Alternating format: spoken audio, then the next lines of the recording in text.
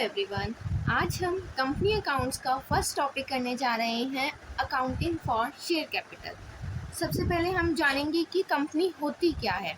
A company is an artificial person created by law having separate entity with a perpetual succession and a common seal.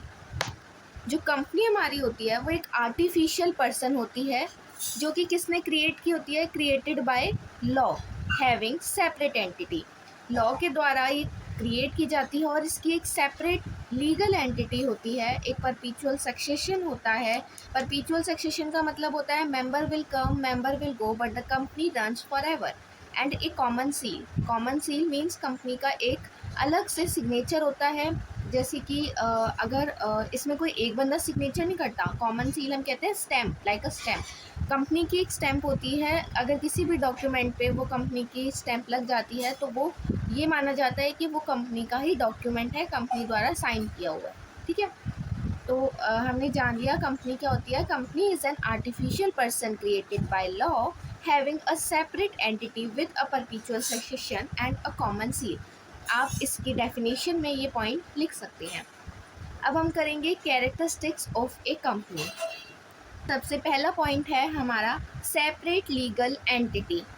जो company होती है उसकी separate legal entity होती है। जैसे कि हमने सोल प्रोप्राइटर में देखा था कि सोल प्रोप्राइटर और उसका business legal point of view से एक ही है। मींस कि अगर वो अपनी लाइबिलिटीज़ को पे करने में उसका जो बिज़नेस है वो अगर सक्षम नहीं है तो उसकी पर्सनल एसेट बेच के भी हमें जो लाइबिलिटीज़ हैं वो पे ऑफ करनी पड़ेगी। बट कंपनी में ऐसा नहीं होता। कंपनी के मेंबर्स और जो उसके ओनर्स होते हैं वो सेपरेट होते हैं। उनकी जो लाइबिलिटी होती है वो लिमिटेड होती है उनकी शेयर्स तक, जितना उनका अमाउंट होता है शेयर का। नेक्स्ट पॉइंट है परपेचुअल एग्जिस्टेंस। परपेचुअल एग्जिस्टेंस मैंने बताया था, members will come members will go but the company goes on for ever. Sole proprietor में क्या होता था कि अगर जो ओनर है अगर उसकी डेथ हो जाती है या वो इंसॉल्वेंस हो जाता है तो उसका जो बिजनेस है वो बंद हो जाएगा। बट ऐसी पार्टनरशिप में होता था जब पार्टनर्स इंसॉल्वेंट हो जाते थे या फिर उनका कोई लिमिटेड टाइम पीरियड होता था, या फिर अगर वो डिसाइड करते थे कि हमारा बिजनेस इतने टाइम के बाद हम बंद कर देंगे, है ना, या किसी की डेथ हो जाती थी रिटायरमेंट पे तो उनका बिजनेस जो था वो बंद हो जाता था। लेकिन कंपनी में ऐसा नहीं होता कि अगर कोई मेंबर की डेथ हो गई, कोई मेंबर रिटायर हो रहा है या किसी टाइम पीरियड के बाद कंपनी बंद नहीं होगी। कंपनी की जो एग्जिस्टेंस है वो चलती जाएगी जब तक कि लॉ उसे वो नहीं करता, लॉ नहीं बोलता उसे कि अपनी कंपनी बंद कर दो। तो परपेचुअल एग्जिस्टेंस समझ आ गया होगा। Members will come members will go but the company goes on for ever. लेकिन कंपनी जो है वो हमेशा चलती रहेगी। कंपनी को फ़र्क नहीं पड़ता कि कौन मेंबर आ रहा है कौन मेंबर जा रहा है।